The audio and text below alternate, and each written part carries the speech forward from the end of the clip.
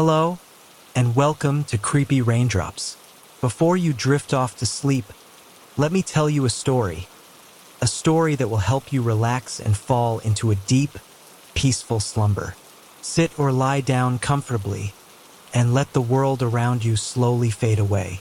Tonight, I will take you on a journey through the woods, where the air is cool and the shadows of the trees stretch long. As you listen, let your mind relax, your body feel heavy, and all the noise in your head gradually fade away. Before we begin, I'd like to know, which city are you listening to this story from? And what time is it there? Close your eyes if you haven't already, and let this story guide you into a restful, deep sleep. I spent the night on a secluded beach. The waves whispered my name under the midnight sky of Blackbird Cove. It was a crisp October evening, the kind where the air carried a slight chill, hinting at the coming winter. I had driven hours to reach Blackbird Cove, a hidden beach in northern Maine that a friend had casually mentioned in passing. The place was notorious for its eerie stillness and its isolation, far removed from the tourist traps along the coastline. I arrived just as the sun was dipping below the horizon, painting the sky in fiery hues of orange and pink that seemed to set the ocean ablaze. The beach itself stretched endlessly, its sands cold and coarse beneath my boots. A dense forest loomed behind me, its dark silhouettes adding an almost suffocating sense of seclusion. The waves, gentle yet persistent, rolled onto the shore with a sound that felt alive, as if the ocean itself was breathing. As the last light disappeared, I set up a small campfire. The crackling flames provided a sense of comfort against the encroaching darkness. My goal was simple: to escape the chaos of everyday life, to sit under the stars and listen to the ocean's symphony. I hadn't anticipated the unease that would creep into my chest as night fully claimed the beach. At first, it was subtle. The waves sounded different. Instead of the calming rush of water meeting sand, I began to discern a pattern, something rhythmic, almost melodic. I dismissed it as my imagination, the mind's tendency to find meaning where none existed. But then I heard it, a whisper, faint, carried by the wind, but unmistakable. James. The sound sent a shiver down my spine. My name, my full name. I stood frozen, staring into the endless expanse of the ocean. The fire crackled behind me, but its warmth did little to quell the chill that gripped me. I turned around sharply, half expecting to see someone standing at the edge of the woods. But there was nothing. James, the voice came again, this time closer, clearer. I told myself it had to be the wind playing tricks on me, or perhaps I was overtired. I hadn't slept well in weeks, and the long drive might have left me delirious. I tried to focus on the stars above, hoping their vastness would remind me of my insignificance, of how small and fleeting my fears were. But the stars offered no comfort. They seemed too bright, too cold, like watchful eyes staring down at me. The whispers grew louder as the hours passed, each wave delivering my name with a strange, mournful cadence. I tried to distract myself by poking at the fire, by humming songs I hadn't sung in years. Yet, the sound persisted, relentless, as if the ocean itself was trying to reach out to me. Then, just past midnight, the whispers stopped. But the silence was worse. Every sound I had grown accustomed to, the crash of the waves, the crackle of the fire, even the distant rustle of trees, vanished in an instant. The air grew heavy, oppressive, as though the beach itself was holding its breath. And then, from the corner of my eye, I saw it, a figure, at the edge of the water, standing impossibly still. It was too dark to make out any features, but its presence was undeniable. My heart raced as I tried to convince myself it was just a trick of the light. But the figure moved, slowly, deliberately, stepping closer to where I stood. "Who's there?" I called out, my voice cracking. No answer, only the sound of the waves, which now seemed to mock me, crashing in sync with my pounding heartbeat. The figure stopped just a few feet away, its outline illuminated by the dying embers of my fire. It raised a hand and pointed toward the ocean. I didn't move. My legs felt rooted to the ground, my mind caught in a swirling mix of terror and confusion. Then it spoke, its voice a hollow echo that seemed to come from everywhere and nowhere at once. "James, you don't belong here. What happened next still haunts me." The figure's voice sent a cold shiver through my body, rooting me to the spot. My mind raced with thoughts, none of them coherent. Who was this? How did they know my name? The fire between us flickered weakly, casting shadows that danced across the sand. The figure's face remained obscured, hidden beneath the darkness of the moonless sky. Still pointing toward the ocean, it stepped closer. I staggered back, my foot catching on a jagged piece of driftwood, nearly causing me to fall. "Stay back," I shouted, my voice trembling. The figure ignored my plea. Its movements were unnervingly smooth, like it was gliding over the sand rather than walking. My instincts screamed at me to run, but my legs refused to obey. I could only watch as it approached, the faint sound of the waves rising into a crescendo that seemed impossibly loud. And then, just as it was about to step into the light of the fire, it vanished. No sound, no trace. The stillness that followed was suffocating. I gasped for air, clutching my chest as I tried to make sense of what I had just seen. My mind screamed at me to pack up and leave, to get away from this cursed place. Yet some twisted curiosity held me in place. Who was that? And why did they say I didn't belong here? I glanced toward the ocean, half expecting to see the figure standing in the waves. But the beach was empty, save for the scattered pieces of driftwood and the occasional cluster of shells that glinted in the firelight. That's when I noticed something strange. The tide had receded, far more than it should have. Where the waves had once lapped against the shore, the waterline now stretched hundreds of feet away, revealing a barren, wet expanse of sand that seemed to glisten unnaturally under the faint starlight. I knew enough about the ocean to recognize the warning signs of a receding tide. A tsunami, perhaps, but there had been no earthquakes, no signs of impending disaster. Still, the sight filled me with an overwhelming sense of dread.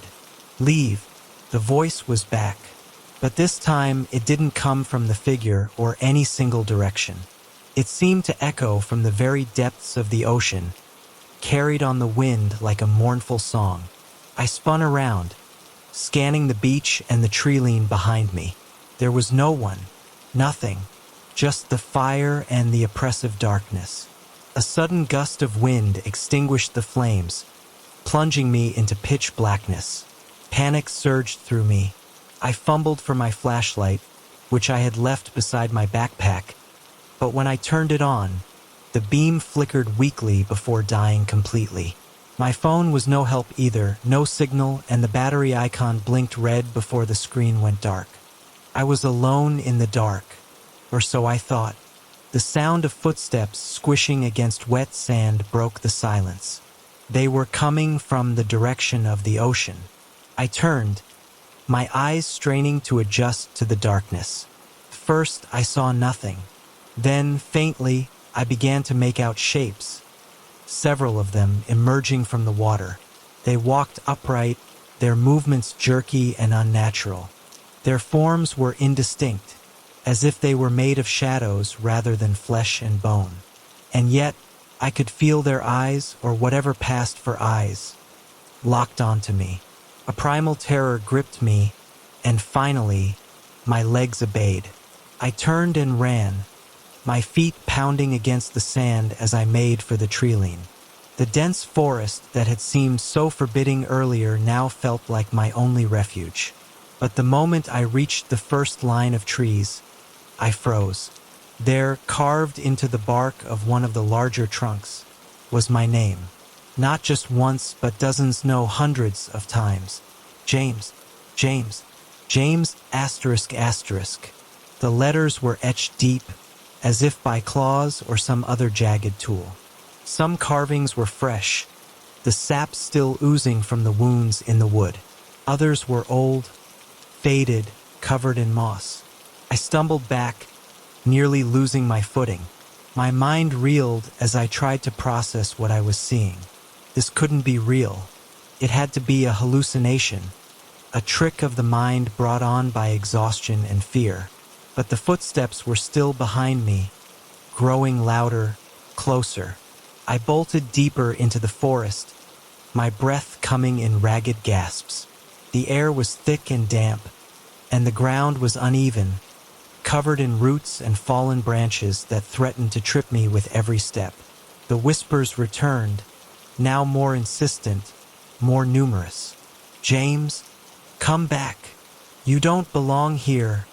Their voices overlapped, a cacophony of sorrow and anger that seemed to reverberate inside my skull. I clamped my hands over my ears, but it did nothing to muffle the sound. And then I saw it again, the figure from the beach. It was standing ahead of me, partially obscured by the shadows of the trees. His hand was still raised, still pointing, not toward the ocean this time, but toward me. "What do you want from me?" I screamed, my voice echoing through the forest. The figure tilted its head, as if pondering my question. Then, slowly, it lowered its hand and stepped forward. With each step it took, the forest seemed to twist and warp around it. The trees bent unnaturally, their branches clawing at the sky like skeletal fingers. The ground beneath my feet felt wrong, soft and spongy, as though I were standing on flesh rather than soil. I backed away, my heart pounding so hard it felt like it might burst. "You shouldn't have come here," the figure said, its voice low and hollow. "I didn't mean to," pleaded. "I just..." "Lies," it hissed, cutting me off. "You were drawn here, called, like the others." "Others?" The word sent a fresh wave of terror through me. "What others?" I demanded, my voice shaking. The figure didn't answer. Instead, it raised its arm again, pointing past me. I turned slowly, my body trembling with dread. In the distance, through the tangled branches of the forest, I could see faint lights.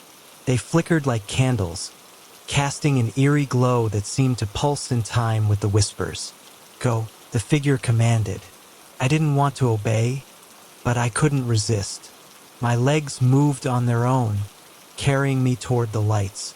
As I drew closer, the whispers grew louder, more distinct. And then I saw them, a circle of figures, standing motionless around a massive tree that towered above the forest. Its bark was blackened and twisted, its gnarled branches reaching toward the sky like a predator's claws. The figures were identical to the one I had seen before, shadowy, featureless, and unnervingly still. But it was what lay at the base of the tree that made my blood run cold. Pile of belongings, backpacks, shoes, jackets, and other items, all worn and weathered by time. Among them, I saw something that made my knees buckle, a journal. Its cover was stained and torn, but the name scrawled on it was clear. James Carter. My name. I stared at the journal, my mind struggling to comprehend what I was seeing. My name, my handwriting. The journal was unmistakably mine. But how? I had never seen it before. It looked old, far older than it should have been. Its edges frayed and its pages yellowed with age. Trembling, I reached down to pick it up. My fingers brushed against the cracked leather cover, and an icy chill shot through my hand, spreading up my arm and settling deep in my chest. I hesitated, but something compelled me to open it.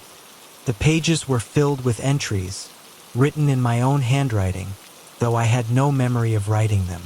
The first entry was dated over 50 years ago. October 12th, 1973. I've arrived at Blackbird Cove. The place is as isolated as they said, a perfect escape from the noise of the city. The waves are mesmerizing, almost hypnotic. It's like they're calling to me. I flipped through the pages, skimming entry after entry. They chronicled a story that was eerily similar to my own. A man seeking solitude on a remote beach, drawn to its haunting beauty, only to encounter something unexplainable. But the entries grew darker as they progressed. October 15th, 1973.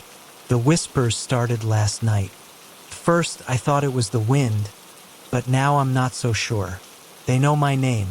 They're calling for me, urging me toward the water. I can't shake the feeling that I'm being watched. October 17th, 1973. There's something in the forest. I saw it tonight, a figure standing among the trees. Pointed at me like it knew I was there.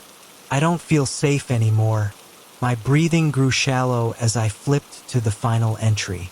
The handwriting was jagged and frantic, as though written in a state of utter panic.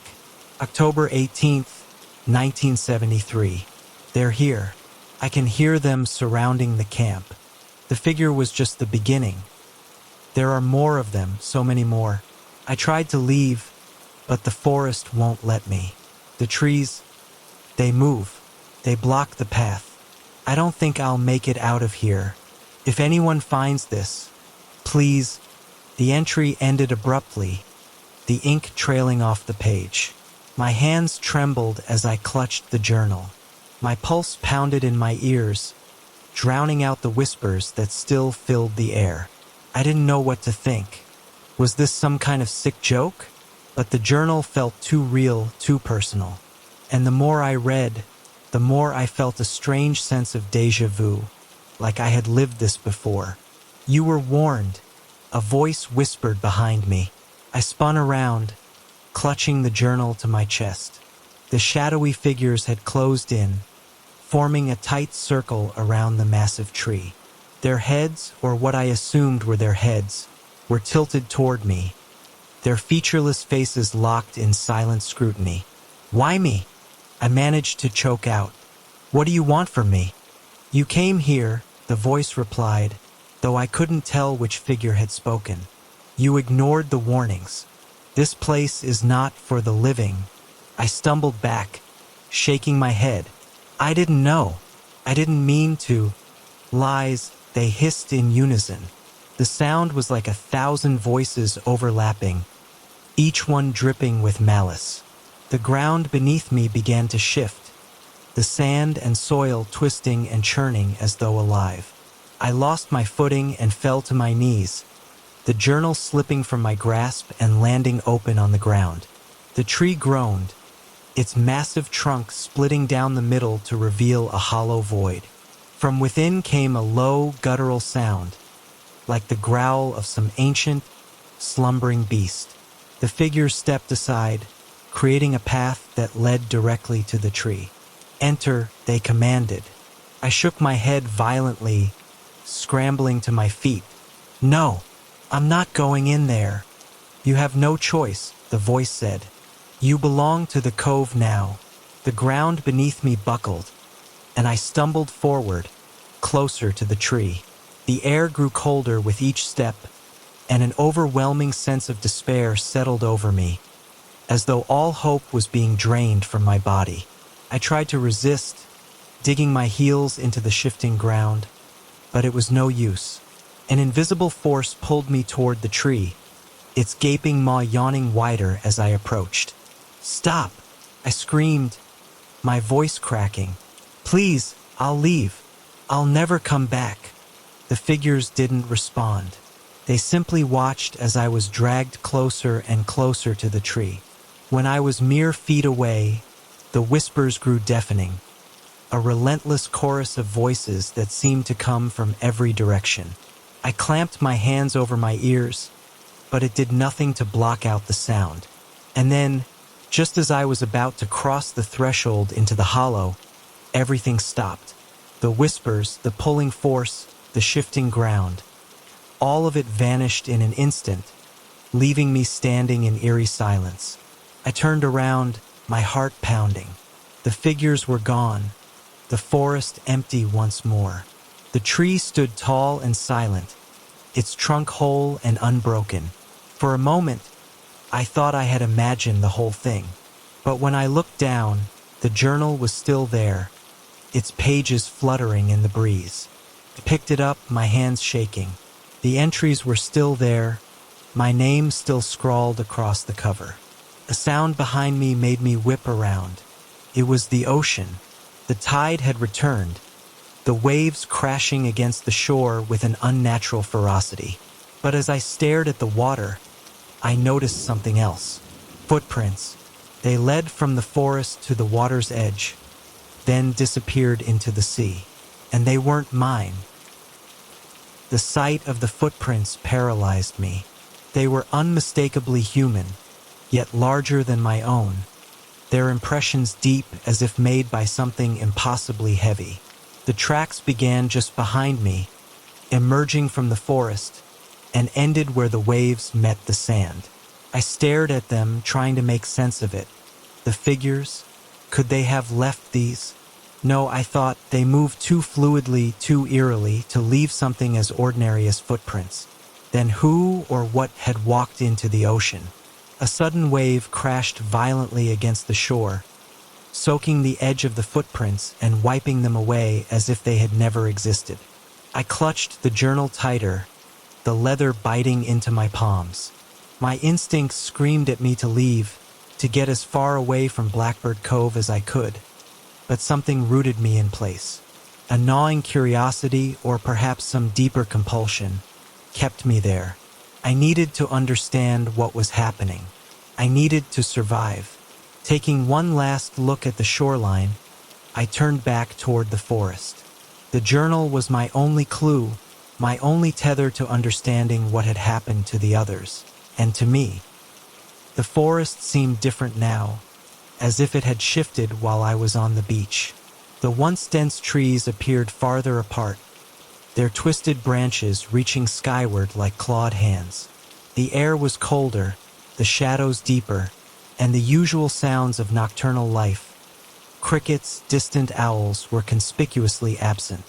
Every step felt like a risk, the crunch of leaves beneath my boots echoing unnaturally loud. The journal felt heavier in my hands, almost as if it were resisting me. Flipping it open again, I scanned for something, anything, that might explain what was happening.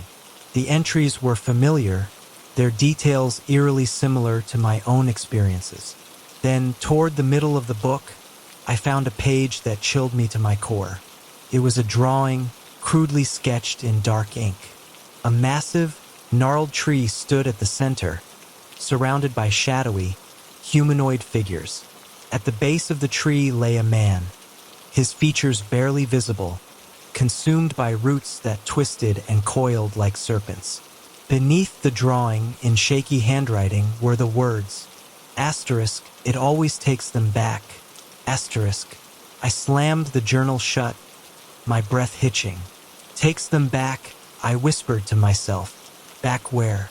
To the tree? To the ocean? My thoughts were interrupted by a soft, rustling sound to my left. I froze, my grip tightening on the journal. The sound came again, louder this time. It wasn't the wind or the usual stirring of underbrush. It was deliberate, calculated, something moving, stalking. "Who's there?" I called out, my voice cracking. The forest didn't answer. My heart raced as I scanned the trees, the flashlight still dead in my pocket. The pale moonlight barely penetrated the canopy above, leaving most of my surroundings in oppressive darkness. The rustling grew louder, closer. I took a step back, and my heel landed on something brittle. It snapped loudly beneath my weight, the sound like a gunshot in the silence. Whatever was out there stopped moving. For a moment, everything was still. Then I saw it. Two pale eyes glowing faintly in the darkness, unblinking, fixed directly on me. I stumbled back, nearly dropping the journal. The eyes didn't move, didn't blink, but I could feel the intensity of their gaze burrowing into me, as if they were peeling away my very soul. The rustling started again, faster this time, accompanied by the sound of heavy, wet footsteps. I ran. My lungs burned as I sprinted through the forest, ducking beneath low-hanging branches and leaping over twisted roots. The sounds of pursuit were right behind me. Branches snapping, leaves crunching, something large crashing through the underbrush with alarming speed. I didn't dare look back. Ahead of me, the trees began to thin, and I caught a glimpse of open space, a clearing. I pushed myself harder, my legs screaming in protest as I broke through the tree line and stumbled into the clearing. I stopped short, my heart sinking. The massive tree stood before me, its twisted trunk unmistakable. The clearing wasn't an escape. It was a trap. "No," I whispered, shaking my head. "No, no, no." The journal slipped from my hands, landing with a dull thud on the grass. The shadows behind me grew longer, the sound of footsteps halting at the edge of the clearing. I turned slowly. They were all there, the shadowy figures from before, their featureless faces tilted toward me.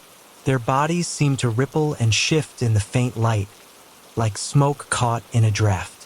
One of them stepped forward, its movements impossibly smooth. "You were warned," it said, its voice echoing like a hollow bell. I shook my head, my back pressed against the gnarled bark of the tree. "I didn't mean to come here. I didn't know." "You ignored the signs," another figure said. "You followed the call," a third added. Their voices overlapped, growing louder, more accusatory. I pressed my hands over my ears, trying to drown them out, but the sound seemed to bypass my senses entirely, reverberating inside my skull. "Stop!" I screamed. "Please, just let me go." The figures didn't move, their eyeless faces locked on me. "You belong to the cove now," they said in unison. The ground beneath my feet began to shift again, the roots of the tree writhing like serpents. One of them coiled around my ankle, pulling me down with startling force.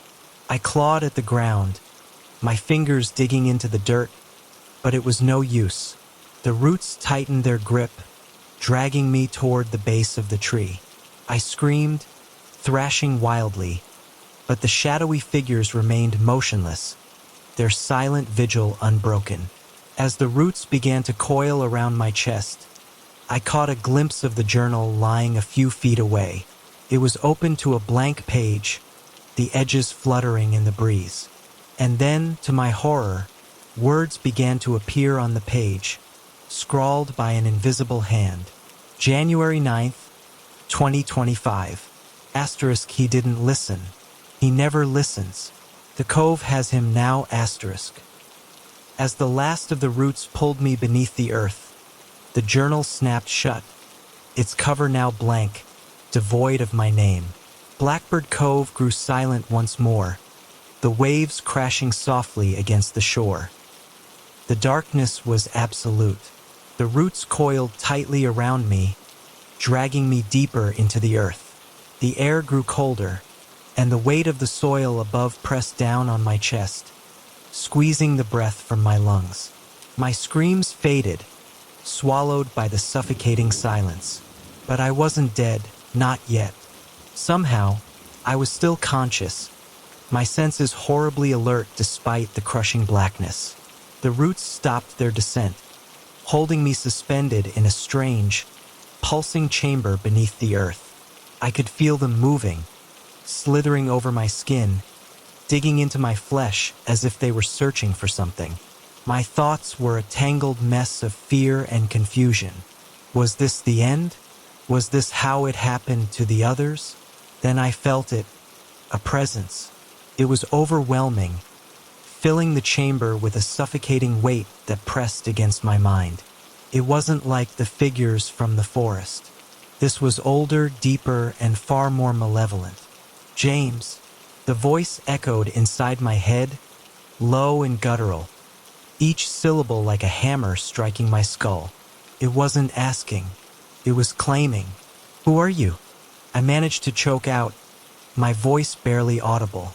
The presence laughed. A deep, rumbling sound that made the roots tremble around me. I am the cove, it said. I am the tide that swallows, the forest that binds, the shadow that whispers. You came seeking solace, but you found me. Terror coursed through me. I didn't mean to. I swear. I'll leave. Just let me go. The voice rumbled again, this time with a hint of amusement. Leave, it said, almost mockingly. There is no leaving. You belong to me now, as they all did before you. They, I stammered. The others, yes, it hissed. The foolish, the curious, the broken. They come drawn by the call and they stay, just as you will. I struggled against the roots, panic surging through me. No, I'm not like them. I don't belong here. The presence grew colder, its voice hardening. You lie to yourself, James. You ran from the world above, seeking to escape your pain. But there is no escape. Not from me and not from yourself. As the words sank in, images began to flood my mind. Memories, long buried, resurfaced with brutal clarity. The fight with my sister, the harsh words I had thrown at her before storming out, the guilt that gnawed at me when I ignored her calls, too proud to apologize. The phone call weeks later, telling me she was gone, the accident, her funeral, and then the emptiness, the endless nights of staring at the ceiling, haunted by what I'd lost, by what I had done. The cove's voice dripped with cruel satisfaction. You brought your torment here, James. You offered it to me, and I have accepted. No, I whispered, tears streaming down my face. That's not true. I didn't. The roots tightened, cutting off my words. Enough, it said. Your story ends here. But do not despair, you will serve a purpose. You will join the others, your pain feeding the cove, binding it, growing it. The presence began to fade, its final words a chilling echo. Welcome home, the hollowed ones. The roots pulled me deeper, and I braced myself for oblivion. But it didn't come. Instead, I felt a sudden shift, like falling through water. The crushing weight of the earth disappeared, replaced by a strange weightlessness. I opened my eyes, or at least I thought I did. The darkness remained, but I could sense movement around me. Shapes drifted in the void, shadowy figures like the ones from the forest. Only now I understood. They weren't figures. They were people. Each one bore a faint, ghostly outline, their faces blurred and indistinct. They floated aimlessly, their movements slow and languid, as if trapped in a dream. And then I realized I was one of them. I looked down at my hands, or where my hands should have been. They were translucent, shimmering faintly in the darkness. My body felt distant, disconnected, as though I were no longer tethered to it. The others began to drift toward me, their movements deliberate. As they drew closer, I felt their pain, their anguish, radiating from them like heat. It wasn't just their own sorrow. It was mine, reflected back at me in an endless loop.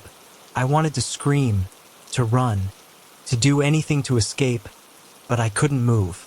The shadows surrounded me, their eyeless faces staring into the core of my being. And then, one by one, they began to whisper, "James, you should have listened. You can't leave." Their voices overlapped, a symphony of despair that grew louder with each passing moment. I clamped my hands over my ears, but it was no use. The sound was inside me, inescapable. The final call. Time lost all meaning. Hours, Days, maybe even years passed in that void, each moment stretching into eternity. And yet, the cove wasn't done with me. The presence returned, its voice sharper, more commanding. "James," it said, "your time has come." The shadows around me began to stir, their forms dissolving into wisps of smoke that coiled together, forming something new. The darkness shifted, revealing a landscape I recognized all too well. Blackbird Cove. I was back on the beach, the waves crashing against the shore. The journal lay at my feet, its cover pristine, untouched by the horrors it had recorded. The forest loomed behind me, silent and still. It was as if nothing had happened. For a fleeting moment, I thought I had been spared, released from the cove's grasp. But then I saw them, the footprints. They led from the forest to the ocean, just as before. But this time I understood. They weren't the footprints of something chasing me. They were mine. Eternal return. The cove never truly lets go. Those it claims are bound to its cycles, their stories repeating endlessly, each new victim drawn to the same beach, the same forest, the same tree. And now I was part of it. The journal was no longer a record of my survival, it was my warning. A futile attempt to break the cycle, to reach the next soul before the cove consumed them. I picked it up, my fingers trembling. The cover was blank now, waiting for the next name to be etched into its surface. In the distance, I heard the faint crunch of footsteps on sand. Someone was coming. I stood frozen, the journal in my hands, as the sound of footsteps grew louder. The familiar weight of dread settled over me, pressing against my chest. The beach was empty, yet I knew I wasn't alone. The footsteps weren't random. They moved with purpose, their rhythm steady, deliberate. Then I saw him. A man emerged from the shadows of the forest, his silhouette outlined by the dim moonlight. He was tall and wiry, dressed in a weathered jacket that looked like it had seen too many storms. He carried a small backpack slung over one shoulder, his other hand gripping a flashlight that flickered weakly. His eyes scanned the beach warily, settling on the massive tree before darting to me. "Hey," he called, his voice uncertain. "Who are you? What is this place?" I opened my mouth to respond, but no sound came out. I wasn't sure I could speak anymore, trapped as I was between the living and the cursed. The man took a cautious step forward. "I got lost in the forest. Been walking for hours. Thought I'd find a road or something. But..." He stopped abruptly, his gaze locking onto the journal in my hands. "Is that yours?" he asked. I glanced down at the journal, the blank cover staring back at me like an accusation. Without thinking, I extended it toward him. His brow furrowed, but he stepped closer, hesitating for only a moment before taking it from me. The moment his fingers touched the leather, a cold wind swept across the beach, carrying with it the faint whispers of the forest. The man froze, his eyes wide. What was that?" I couldn't answer. He opened the journal, flipping through the pages. His expression shifted from confusion to unease as he scanned the entries. This is my name," he whispered, his voice trembling. "How is my name in here?" He held the journal up, showing me the first page. Sure enough, his name was scrawled across the top in familiar handwriting. My handwriting. "Liam Harper," he read aloud. "October 19th, 2025. He looked up at me, his face pale. "How is this possible? Did you write this?" I shook my head, my movements slow, mechanical. The whispers grew louder, circling us like an invisible tide. Liam turned, his flashlight beam cutting through the darkness. But there was nothing to see. Only the endless forest and the restless waves.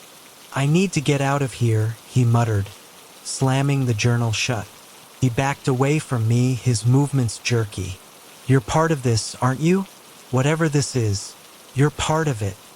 I wanted to scream, to tell him to run, but the words were trapped inside me. Liam turned and sprinted toward the forest, the journal clutched tightly in his hand. The forest's grip. I didn't follow him. Couldn't. Instead, I watched as the forest seemed to shift around him, its shadows thickening, closing in. The trees that had once stood motionless now moved subtly, their branches bending and twisting as if alive. The whispers followed Liam, growing louder with each step he took. He stumbled, nearly falling, but pushed forward, his desperation palpable. Then the figures emerged. They materialized from the darkness, their forms fluid and indistinct, yet undeniably human. They moved with eerie grace, their heads tilting as they observed Liam's frantic escape. He saw them too. "No!" he screamed, his voice raw with terror. "Stay away from me!" The figures didn't stop. They glided toward him, their movements slow but relentless. Liam turned sharply, veering off the path and plunging deeper into the forest. His flashlight beam bobbed wildly, illuminating fleeting glimpses of gnarled roots and skeletal branches. The figures followed, their forms blending seamlessly with the shadows. The pull of the cove. Back on the beach, I felt the cove's presence growing stronger. It pulsed beneath the sand, a living force that connected everything. The forest, the ocean, the cursed. It whispered to me, its voice low and commanding. "Guide him." I resisted, though I knew it was futile. The cove's will was absolute, and I was merely a vessel bound to its cycles. Reluctantly, I began to move, my body obeying an unseen force. My feet left no prints as I walked across the sand, following the trail Liam had left in his frantic escape. Liam's descent. When I reached the forest, I found him crouched beneath a massive tree, his back pressed against the trunk.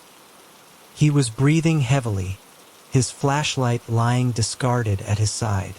The journal was open in his lap, its pages glowing faintly in the dim light. Words were appearing on the paper, scrawled by an invisible hand, just as they had before. Liam stared at the journal, his expression a mix of horror and disbelief. This is me," he whispered. "It's writing everything I've done, everything I'm thinking." He looked up at me, his eyes wild. "Make it stop. Please, make it stop." Couldn't.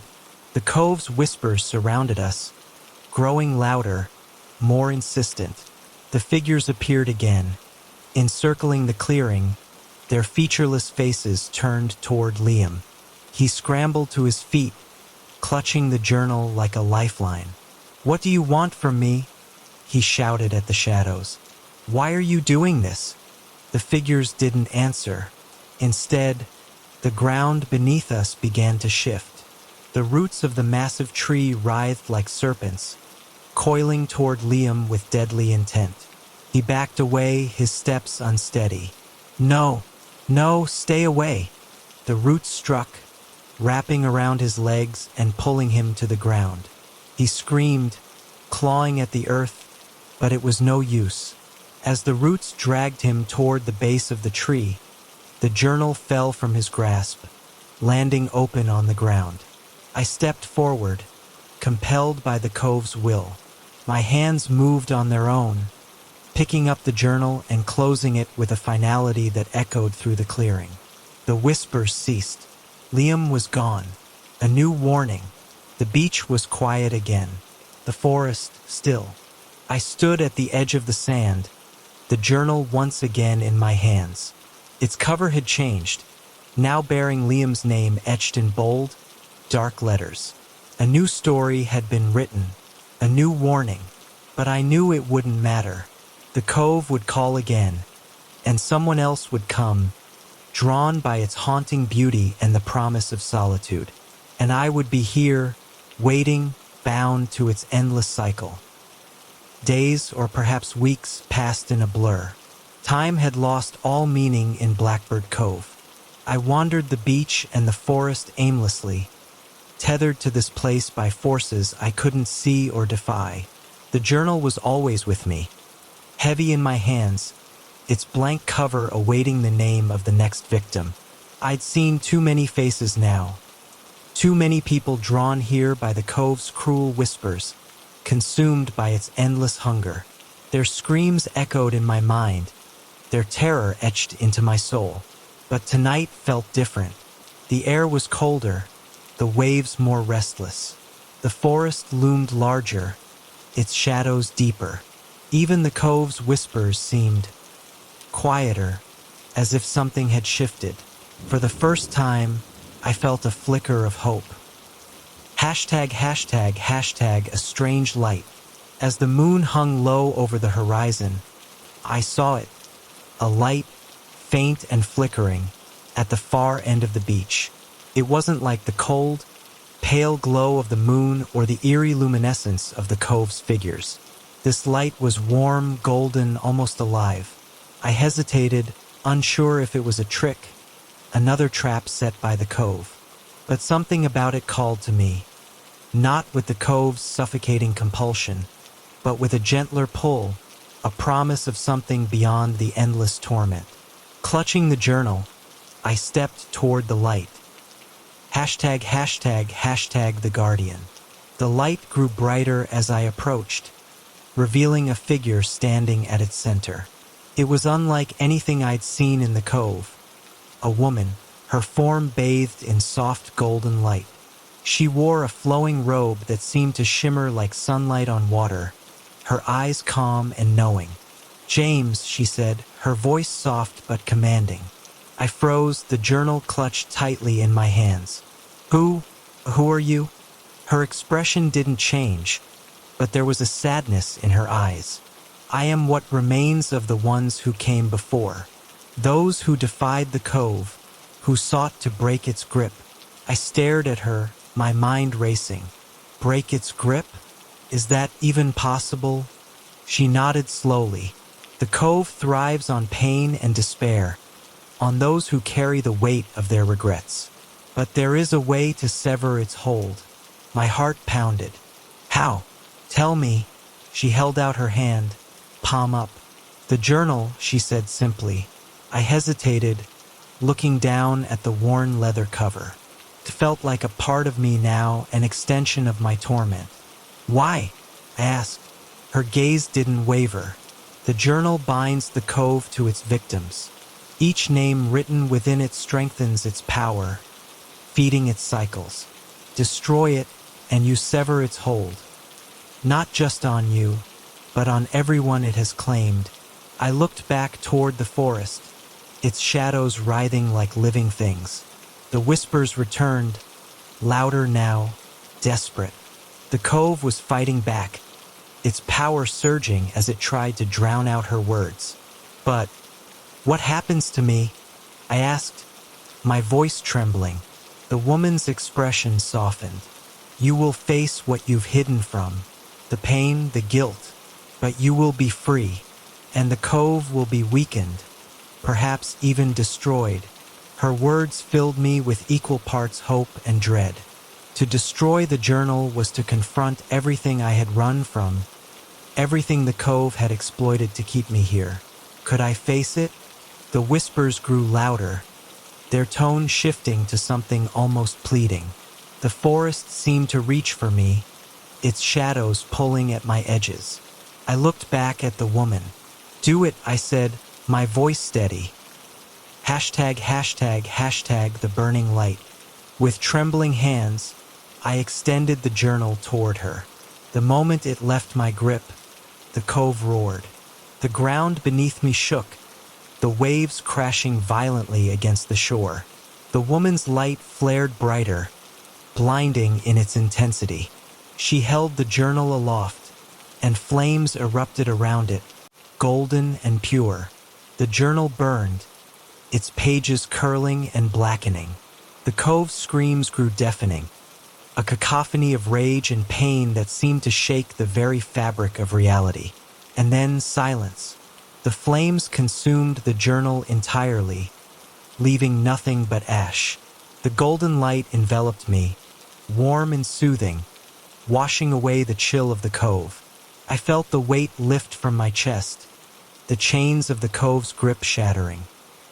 Hashtag freedom. When the light faded, I was standing alone on the beach. The forest was still, its shadows no longer menacing. The waves lapped gently at the shore, their whispers silenced. For the first time in what felt like an eternity, I felt free. The woman was gone, but her words lingered in my mind. The cove's power was broken, its cycles disrupted, but I knew it wasn't gone entirely. There would be others drawn here, other tormented souls seeking refuge. And it would take more than one act of defiance to destroy the cove completely. But for now, I was free to leave. I turned toward the horizon, the first light of dawn breaking over the water. I walked away from Blackbird Cove, the soft sand giving way to firmer ground. With each step, the weight of my guilt grew lighter, the memories of the cove fading into the distance. I didn't know where I was going, but for the first time in years, I felt something I hadn't thought possible. Hope.